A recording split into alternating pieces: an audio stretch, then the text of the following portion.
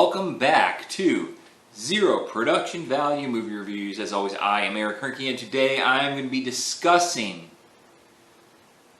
the 2009 blockbuster Harry Potter and the Half-Blood Prince. In fact, this movie made almost $1 billion at the box office in 2009. The only reason it wasn't number one at the box office was because a little movie came out in 2009 named Avatar. So, that's the company it's keeping. Cheers. It's happy hour in France. So this is essentially the penultimate chapter of the Harry Potter story as a whole. We do have Being the Deathly Hallows as the final chapter. Even though it's split up into two movies, it's really kind of one entity that just had to be split up due to time constraints. It's not really two separate movies, although it is. You know what I mean? This is going to be a spoiler review, by the way. I don't think you can really do it justice without talking about spoilers. So be warned. Although this movie is 10 years old, and if you haven't seen Harry Potter at this point, after 10 years, I don't know what you're waiting for. You probably don't like Harry Potter, and I don't know why you're watching this. In any case, so we're at year 6 of 7 for our students at Hogwarts School of Witchcraft and Wizardry. This is still kind of sticking to the bounds of the story within the school year, but just almost in form only. It's really broke down. They really don't do much as far as school is concerned, other than school is the setting.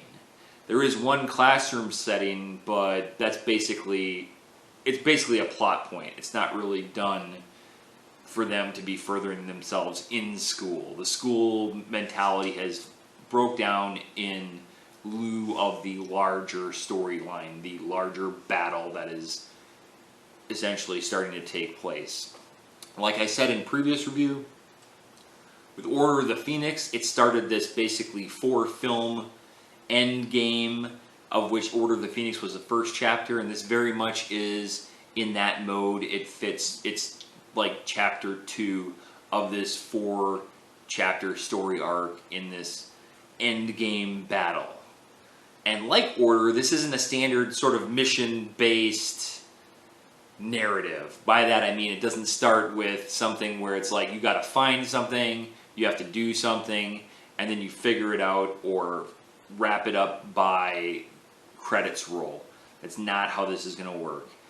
So,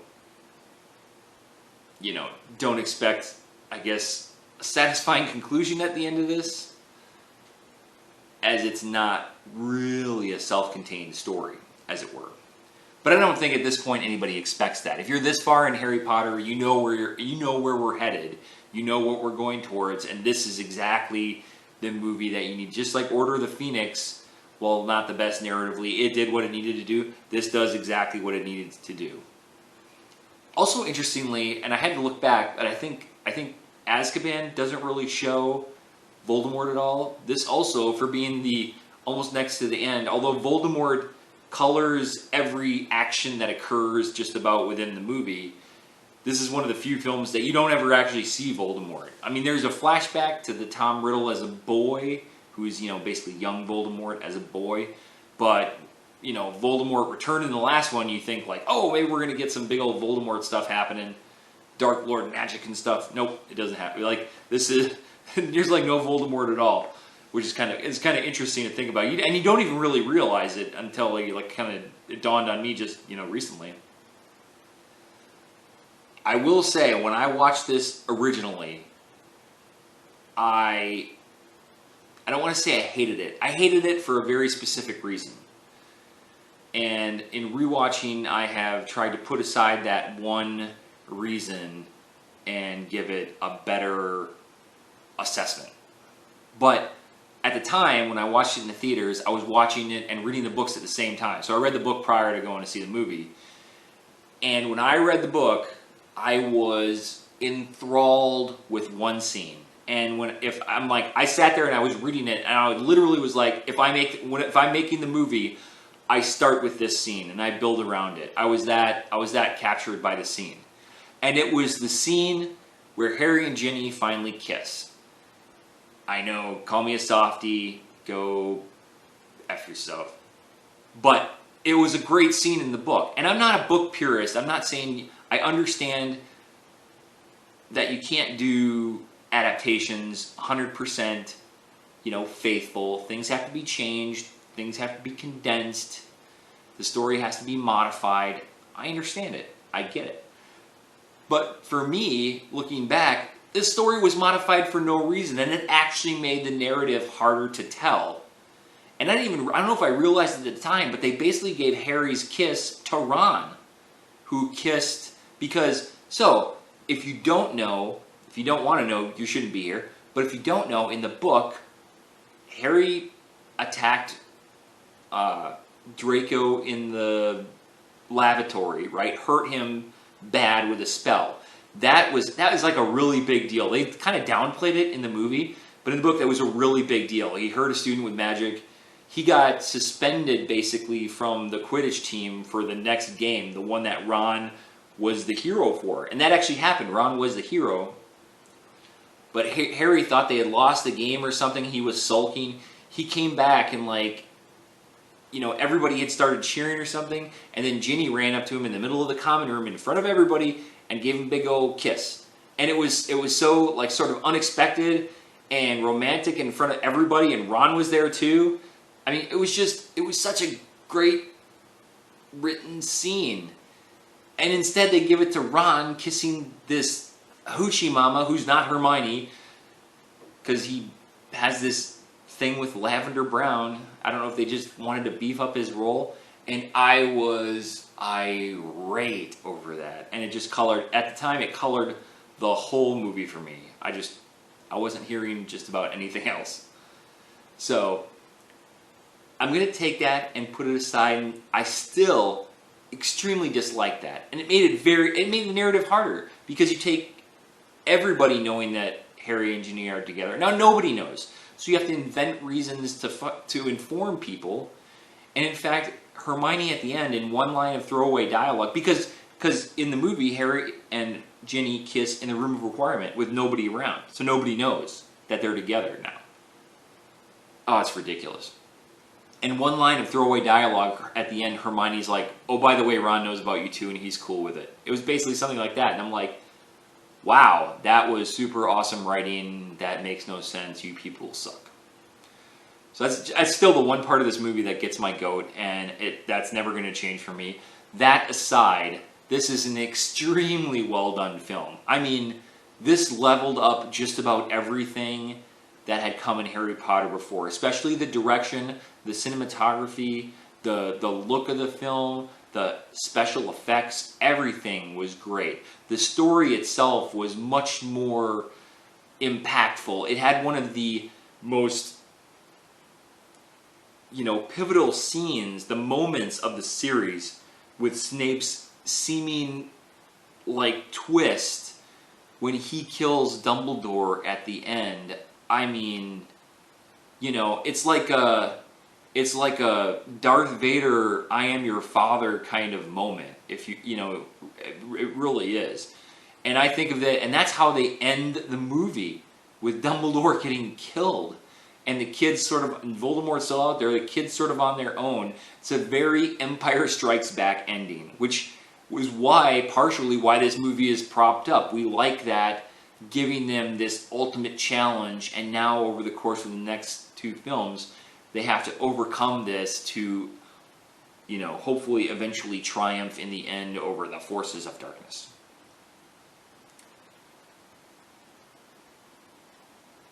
So, like I said, this film leveled up Yates as a director. Oh, and the cinematography, out of bounds.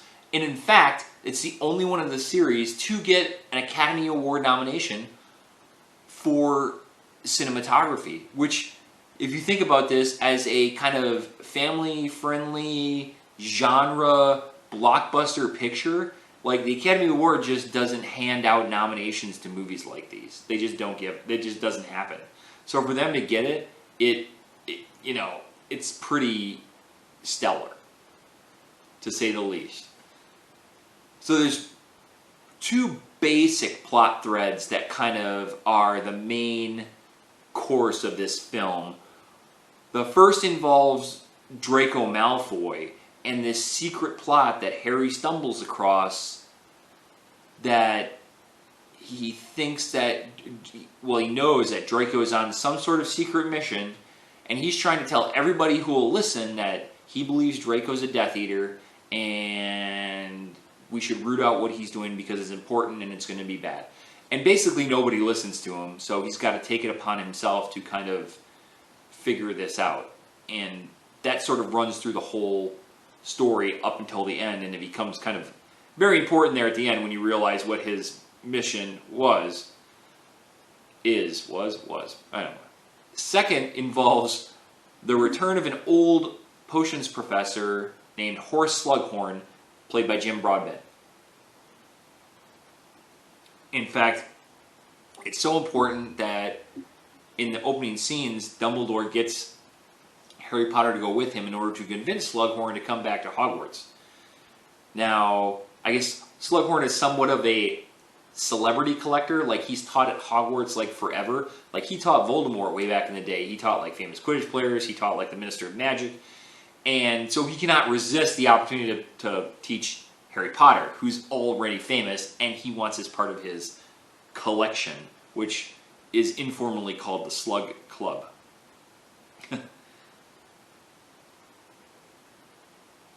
So that's going on. And that basically involves, we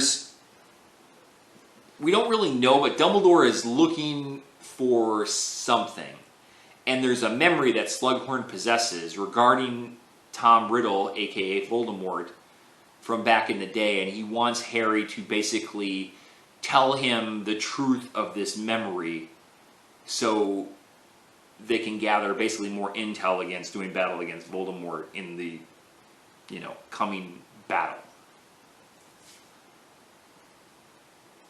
Along with that, we get I kind of talked about it a little bit, the evolution of the young love stories kind of almost to fruition. We get the fruition of Harry's to some degree as him and Ginny finally come together. I will say one thing about this storyline. You go back, and I always thought it was interesting because you didn't notice it at the time. I didn't really.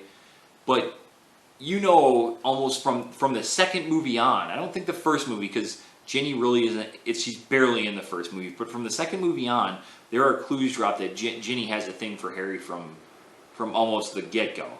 But Harry, it's just Ron's little sister. There is nothing there, and they really don't give him anything, to work with as far as building up to this. It's just like, he's kind of like, oh yeah, she's kind of pretty and smart, and he's all like, yeah, she's pretty and smart.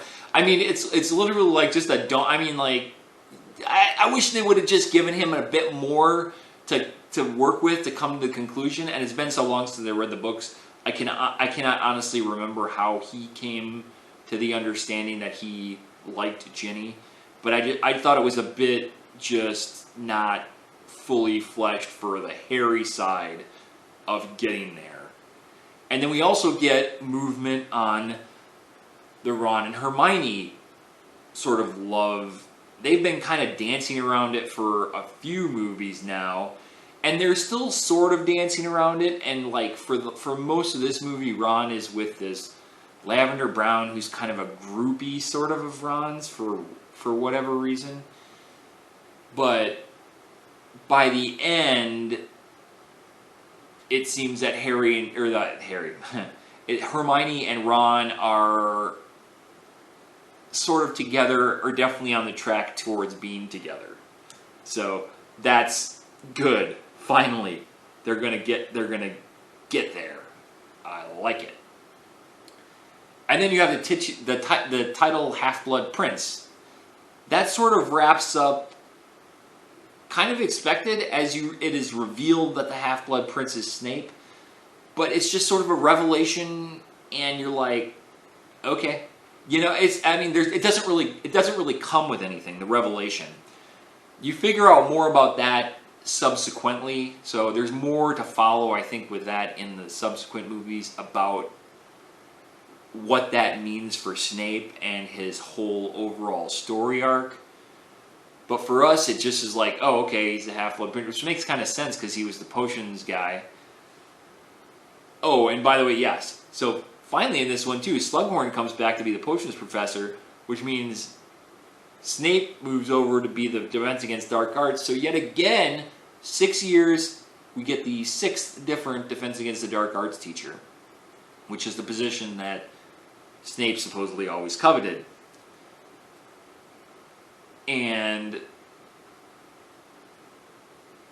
But the revelation with Snape comes after the death of Dumbledore too, so it's just, we're kind of numb at that point, going, what did we just see happen? So it doesn't really register with much sort of anything.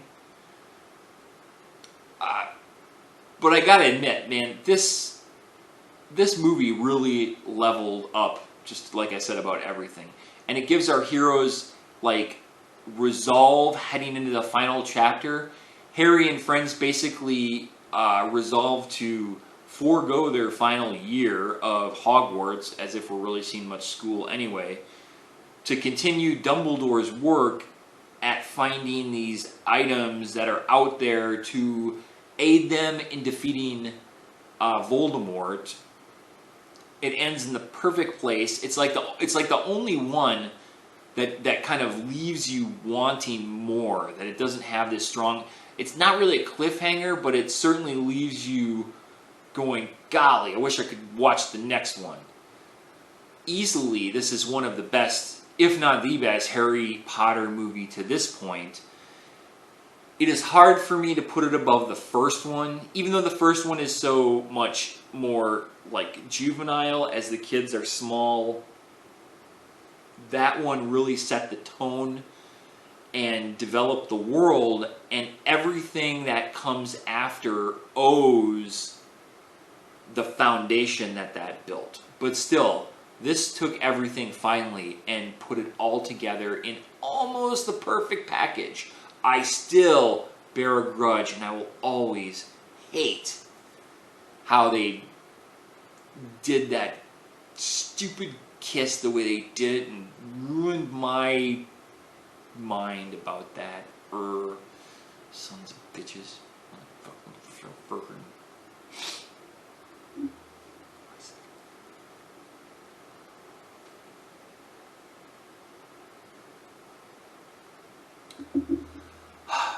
In any case, so yeah, I still think, if I take that aside, one of the best Harry Potter films to date. Amazing. For all that, I'm going to give Harry Potter and the Half-Blood Prince an A-.